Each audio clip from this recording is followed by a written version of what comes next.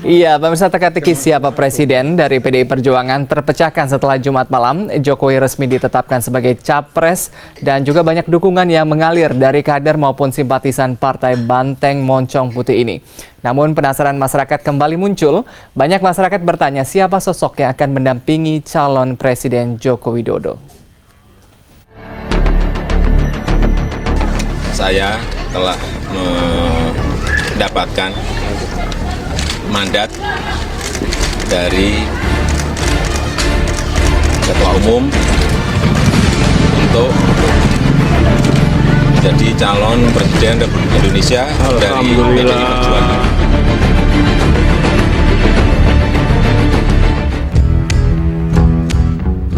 Setelah resmi menjadi calon presiden dari Partai PDI Perjuangan Jumat 14 Maret lalu, Jokowi menjadi topik pembicaraan di kalangan politisi dan masyarakat Indonesia. Banyak harapan besar dari para kader dan simpatisan PDI Perjuangan terhadap Jokowi diharapkan bisa mendongkrak suara PDI Perjuangan di pemilu legislatif 9 April mendatang. Selain mendapat tanggapan dari intern Partai PDI Perjuangan, beberapa tokoh partai rival PDI Perjuangan ikut berkomentar. Wiranto, calon presiden Partai Hanura, menanggapi dingin pencapresan Jokowi. Pensiunan Jenderal TNI ini menganggap tidak ada masalah yang berarti atas pencapresan Gubernur DKI Jakarta tersebut. Menurut Wiranto, siapapun bisa maju mencalonkan diri sebagai calon presiden dengan sistem negara yang demokratis seperti saat ini. Anies Mata, Presiden PKS, mengakui bahwa pencapresan Jokowi mengandung pesan politik yang bagus dan kuat dari PDI Perjuangan, khususnya Megawati, bagi bangsa ini. Selain tanggapan pro kontra dari berbagai kalangan, masyarakat dan tokoh politik banyak bertanya, siapa pendamping Jokowi yang tepat? Mantan Wakil Presiden Yusuf Kala mengingatkan Joko Widodo agar teliti memilih pasangannya sebagai cawapres, terutama soal kemampuan, sehingga bisa saling melengkapi dan bisa menutupi kekurangan. Politisi senior Sabam Sirait mengungkapkan, calon wakil presiden yang akan dampingi calon presiden PDI Perjuangan Joko Widodo sebaiknya berasal dari luar Pulau Jawa. Sementara itu, mantan Menko Polhukam Agung Gumelar mengungkapkan bahwa cawapres yang pas untuk mendampingi Jokowi dari kalangan militer guna menjaga stabilitas negara. Jadi, siapa yang paling tepat mendampingi Jokowi dalam Pilpres mendatang? Tim Liputan, JAK TV.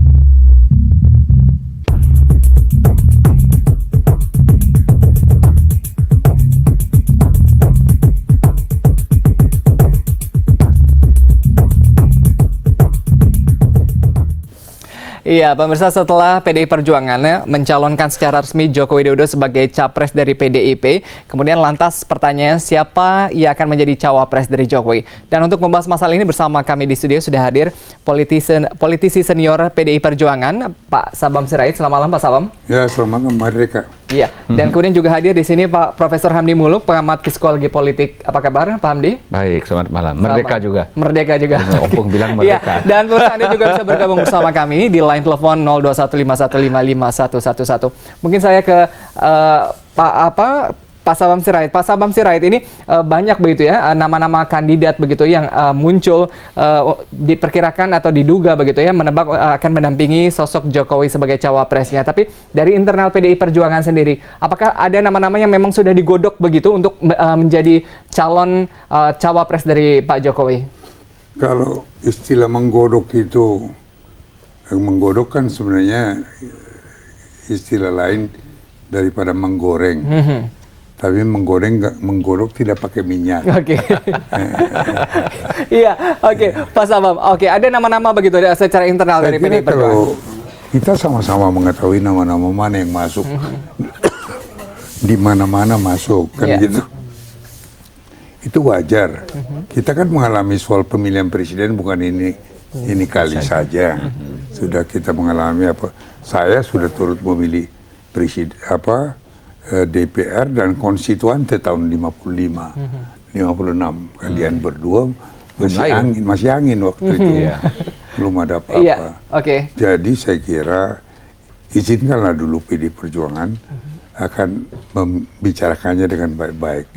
Dan masih ada waktu. Oke. Jadi pasti PD Perjuangan sudah punya, tapi belum disimpulkan. Itu belum hasil keputusan bersama. Oke, kabarnya sendiri Pak Sabam sendiri ada usulan nama begitu untuk siapa yang akan mendampingi Pak Jokowi nanti menjadi cawapresnya. Ada kriteria atau figur karakter begitu yang kira-kira cocok akan mendampingi Pak Jokowi? Saya kira mestinya kalau calon seperti saya sudah pernah katakan juga, ya sedapat mungkin menirulah Soekarno-Hatta.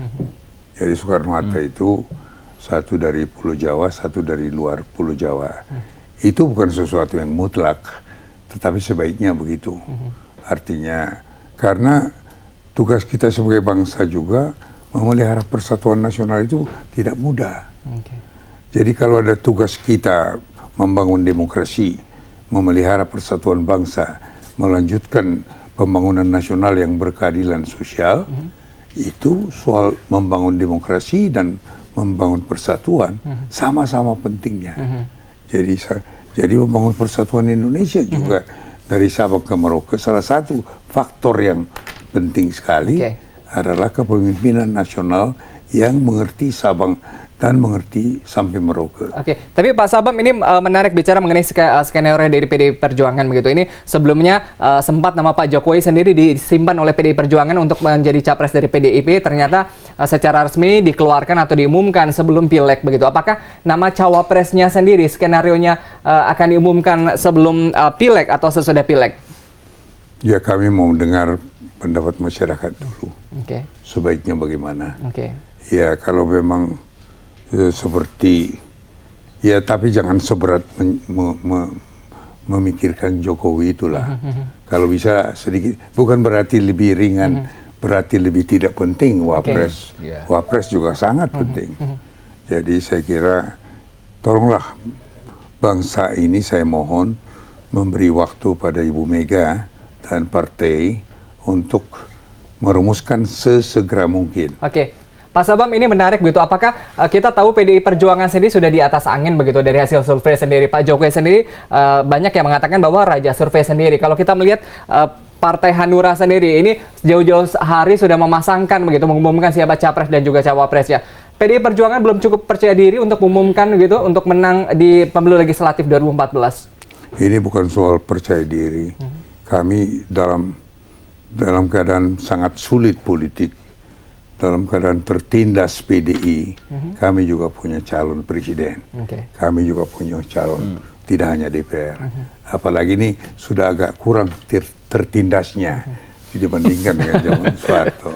Jadi, menarik, mungkin saya tanya ke Profesor Hamdi. Profesor Hamdi, ini banyak skenario yang dilakukan oleh PDI Perjuangan begitu ya. Tadi saya katakan ini menyimpan nama Jokowi, akhirnya mengumumkan secara resmi sebelum pemilu legislatif sendiri. Nah, skenario secara psikologi politik yang dimainkan oleh PDI Perjuangan, Anda membaca begitu, apakah PDIP masih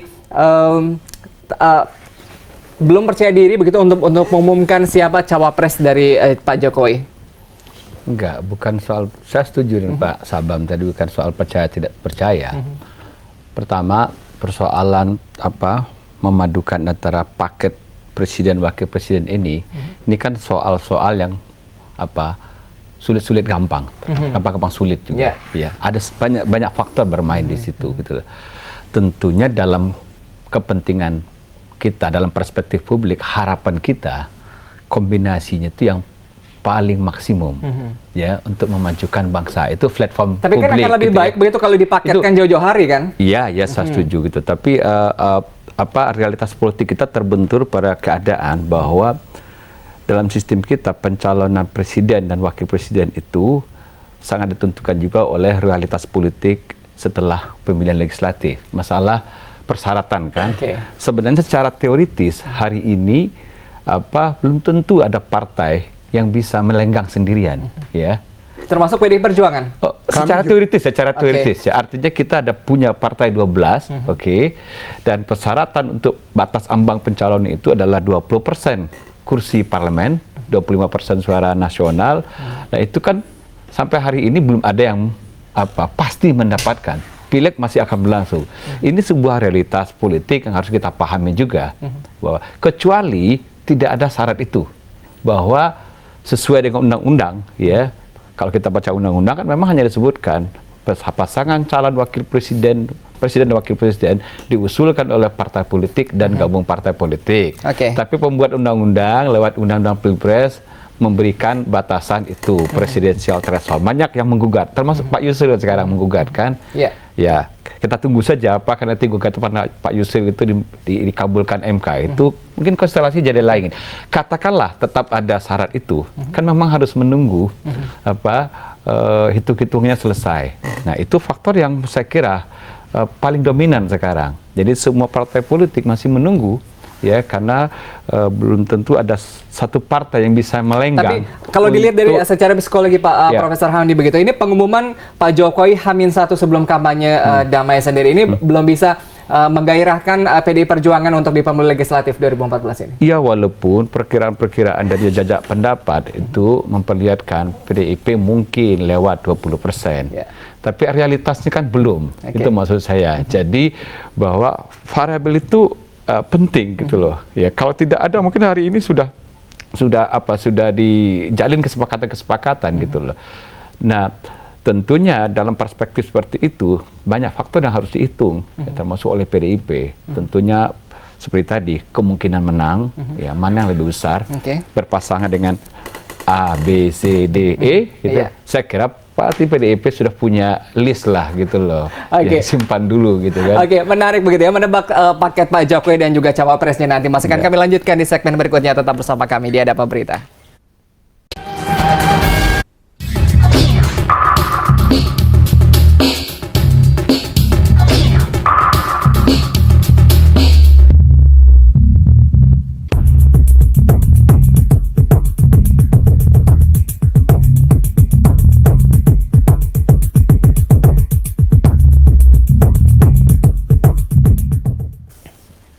Iya, pemirsa, sejumlah tokoh dan juga partai politik ini diduga sudah mulai berebut untuk mengirimkan siapa figur dan juga tokohnya untuk menjadi cawapres dari Pak Jokowi. Dan ini saya tanyakan ke Pak Sabam Sirait sebagai senior politisi dari PDI Perjuangan.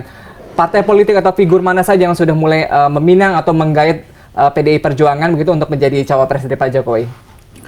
Iya, saya kira karena kurang etis untuk menyebut nama-nama. Tapi sudah ada? Tapi ada nama-nama yang sudah masuk, ya. Tapi karena belum, karena politik itu kadang-kadang lebih baik sesudah ada mendekati kesimpulan baru diumumkan. Jadi jangan mengumumkan sesuatu yang masih akan mempertimbangkannya dalam banyak hal. Jadi janganlah begitu. Tapi Pak Sabam, kriteria yang cocok atau yang diinginkan dari Ibu Mega begitu untuk mendampingi Pak Jokowi seperti apa? Saya kira Ibu Mega pasti mencari orang yang bisa mengenal Indonesia dengan baik. Dia harus tahu Sabang itu di mana. So, ada dulu saya tanya seorang menteri, kau tahu Sabang di mana nggak? Nggak tahu dia. Udah pernah ke Sabang? Belum. Ngapain kau jadi menteri? Saya bilang gitu. Jadi yang kau mau bangun itu kan dari Sabang ke Merauke. Jadi Merauke juga dia juga belum. Jadi ngapain? Belum saya tanya pernah ke Sangirta Laut enggak? Pernah ke Pulau Enggano enggak? Menarik. Saya ke Profesor Hamdi. Profesor Hamdi, ini di luar dugaan begitu, Ibu Mega mengutus Pak Jokowi di luar Terah Soekarno sendiri begitu. Ini keputusan mengambang siapa cawapres dari Pak Jokowi ini banyak yang menduga ini merupakan skenario dari Ibu Megawati sendiri untuk tetap mempertahankan Terah Soekarno at least sebagai pendamping Pak Jokowi cawapres. Enggak, saya kira soal wapres ini memang sangat strategis dalam beberapa hal seperti ini. Satu, bahwa memang PDIP mungkin perlu teman koalisi juga. Dalam realitas kita multi partai, ya. Coba bayang saya mungkin bukan koalisi gemuk seperti yang sekarang ini, mungkin satu partai, ya, yang cukup strategis menguasai parlemen, dan mungkin dalam konteks koalisi seperti itu peran wapres penting ya. Jadi mungkin apakah dengan 1-2 partai itu nanti 1-2 partai itu dirundingkan wapresnya dari mana gitu. Nah, tentu yang lebih strategis juga bahwa PDIP perlu juga mencari figur yang maksimum untuk menutupi kelemahan Pak Jokowi misalnya. Jadi ini dan itu mungkin baru bisa dilakukan setelah tadi saya bilang. Menarik. Kalau Anda baca Profesor Hamdi Muluk, kelemahan dari Pak Jokowi sendiri begitu, harus ditutup, kelemahannya apa saja begitu yang kira-kira harus ditutupi oleh cawapresnya? Sekarang sepertinya gambaran sekarang cukup ideal ya kepemimpinan di DKI, bahwa misalnya Pak Jokowi sangat kuat dalam hal solidarity maker kalau kita pakai bahasa Herbert Fay tahun 50-an ya. Dan ada Ahok yang mendampingi di dalam dengan kemampuan teknokratis yang cukup kuat ya, cakep bekerja gitu dan cepat tegas gitu ya.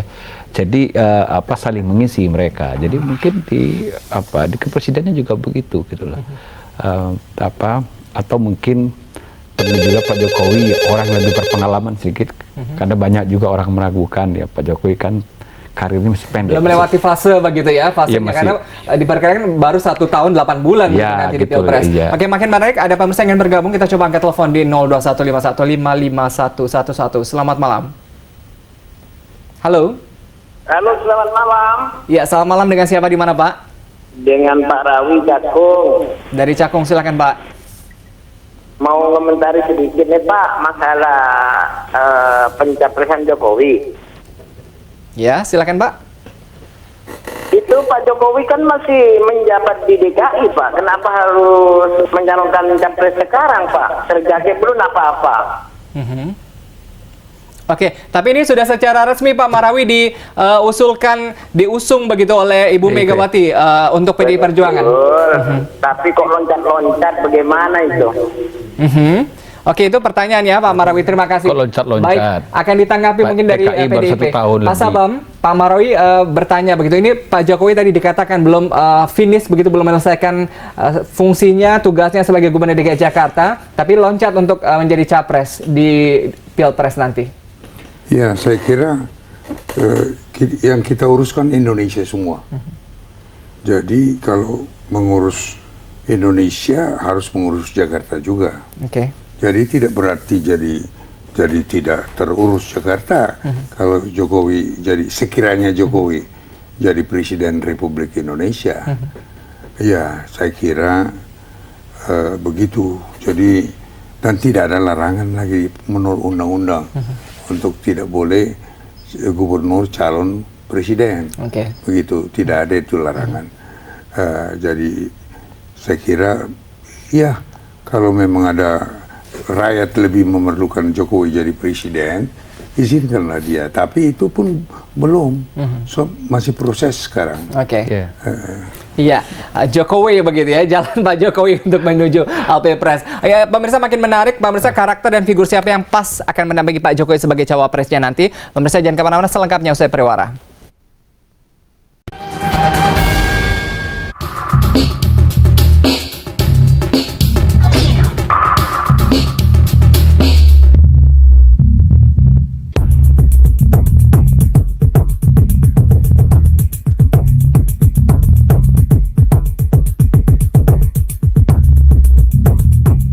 Dapat motor. Ya, maksudnya Cawapres dari Pak Jokowi. Tapi saya mau ke Pak Profesor Hamdi Muluk. Prof, tadi belum dikatakan secara spesifik begitu ya, disebutkan kira-kira figur mana begitu. Ada dari beberapa nama yang berkembang di sini, kita tahu dari eksternal sendiri ada yang menyebut Pak Abraham Samad, Pak Yusuf Kalla, kemudian juga Pak Mahfud MD sendiri. Dari internal juga ada Ibu Puan, bahkan Ibu Megawati juga disebut-sebut begitu. Ya, Ibu Megawati nggak mungkin lah ya. Tapi saya dengar-dengar katanya dalam survei juga banyak misalnya disebut kombinasi yang bagus itu juga Jokowi Yusuf Kalla paling besar. Elektabilitasnya juga Jokowi Mahfud juga besar gitu loh. Pernah juga dicoba dulu Jokowi Dahlan Iskan, ya cukup bagus, 3 itu ya. Tapi sebenarnya pilihan banyak gitu kan. Bisa juga misalnya Jokowi Sri Mulyani misalnya ya. Jadi ini kombinasi yang unik juga, laki-laki perempuan gitu ya. Nah, mungkin kriteria yang penting juga, Pak Jokowi juga perlu damping orang yang punya pemahaman makro yang lebih bagus gitu, terutama ekonomi ya. pilihannya kalau itu mungkin Yusuf Kala dan Megawati misalnya.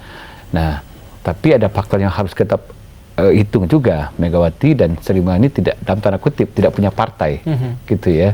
Nah, yang punya partai itu kan ada apa, Pak Hatta Rajasa ya, gitu. Ada di PKB, itu kemungkinan kan Pak Muhaimin mengatakan dia akan menyodorkan Mahfud misalnya, dan JK juga gitu loh. Jadi sebenarnya banyak kemungkinan yang bisa dihitung gitu ya. Dan saya kira ini baru akan jelas bentuknya nanti setelah pileg selesai, konstelasi suara sudah jelas, dan tawaran-tawaran sudah masuk gitu ya. Dan itu digodok di dalam PDIP, walaupun ada faktor psikologis yang orang suka lupakan juga paling belakang. Chemistry.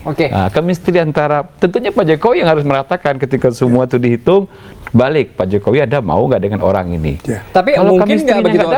Kita bicara mengenai chemistry, ini menarik begitu, karena suara PDI Perjuangan sendiri kan suara Bu Mega begitu. Apakah chemistry Pak Jokowi? Bukan, itu juga penting.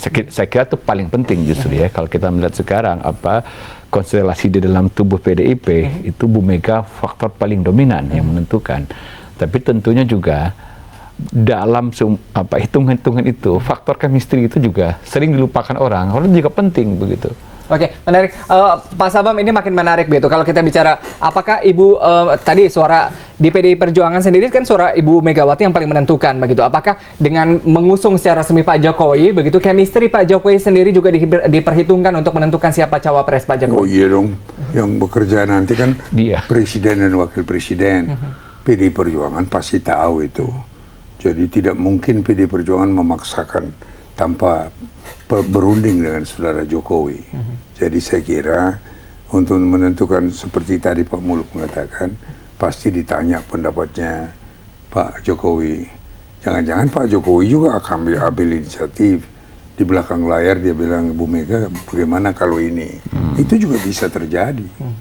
So, yang bekerja itu untuk bangsa dan negara nanti adalah Jokowi dan yang wakil presiden yang mau jadi wakil presiden itu calon wakil presiden jadi wakil presiden. Dan kita memerlukan orang yang bisa bekerja sama dengan Jokowi.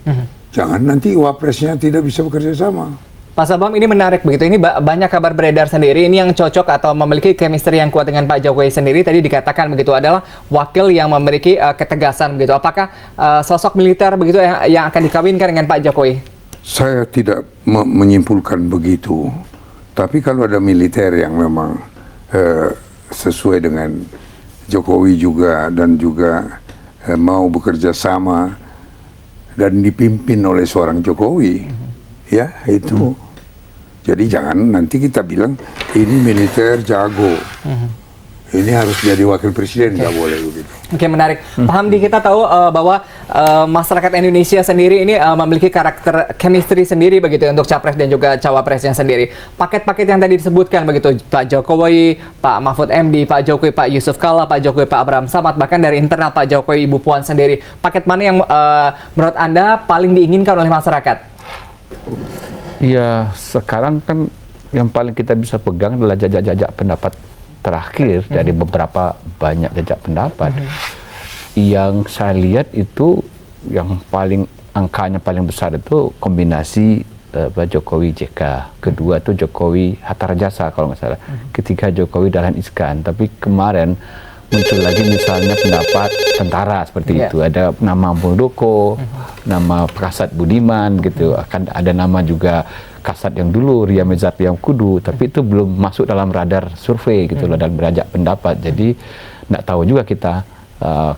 Tapi menurut saya nanti memang itu baru akan jelas petanya memang setelah pileg selesai. Setelah pileg selesai begitu, ini skenario seperti itu begitu dibacanya. Tapi ada Pak Mersa yang bergabung, kita coba angkat telepon lagi. Halo, selamat malam. Halo. Iya, malam, dengan siapa di mana Pak? Dari Jakarta. Dari Jakarta, silakan Pak. Halo. Iya, silakan Pak. Nih, saya masih suka gaduh-gaduh. Ya. Jangan gentar Jokowi, jangan gentar Megawati, jangan gentar PDI khususnya. Itu politik, nggak usah gentar-gentar. Siap saya. Iya, Pak Rasik, ini agak kurang jelas, bisa diulang lagi Pak? Terus Siapa mau ya? pokoknya dia bilang jangan gentar. Oke, iya tampaknya terputus begitu ya. Iya, iya. Oke, ini tadi begitu ini banyak masyarakat yang menginginkan Pak Jokowi begitu ya dengan paket yang sesuai dengan chemistry dari Pak Jokowi sendiri begitu. Mungkin kesimpulan dari Profesor Hamdi sendiri, apa yang Anda baca nanti melihat skenario yang dimainkan oleh PDI Perjuangan? Ya, saya kira tentu yang paling mungkin adalah tentunya PDIP juga menginginkan koalisi yang strategis ya. Oke. Mungkin tidak terlalu besar, tapi dengan satu partai katanya yang bisa lebih efektif roda pemerintahannya. Dan tentunya Jokowi juga habis didukung oleh figur yang memang bisa menutupi kelemahan Pak Jokowi dan mampu bekerja sama dalam banyak hal, dan tentu cocok lah, itu paling penting karena isu kita ke depan adalah good, effective, clean, and strong government, begitu ya. Itu isunya ke depan. Oke, menarik begitu. Ini koalisi dengan partai yang besar sendiri, apakah dengan koalisi partai-partai kecil sehingga PDIP begitu bisa lebih dominan dengan memainkan strategi politiknya, Pak Sabang? Ya, saya mempunyai pendirian tapi belum bisa saya nanti mengaco keadaan. Bisa mengaco. Nah, karena saya pengen sebenarnya kalau bisa wakil presiden itu yang seorang yang bisa membawa suara juga buat Jokowi terpilih nanti jadi pemilihan presiden. Jangan kita anggap pemilihan presiden bulan Juli itu ringan. Tidak. Jadi dia harus tidak harus ekonom saja, tapi seorang politisi sekaligus yang memenuhi syarat politisi yang bisa membawa suara mendukung Jokowi jadi terpilih jadi presiden. Iya, menarik begitu. Ini paket lengkap begitu ya, kekuatan win-win solution begitu ya antar capres dan juga cawapres ini yang diinginkan oleh masyarakat, dan semoga ini juga bisa dibaca begitu oleh PDI Perjuangan. Pak Sabam terima kasih, Profesor Hamdi terima kasih, pemirsa.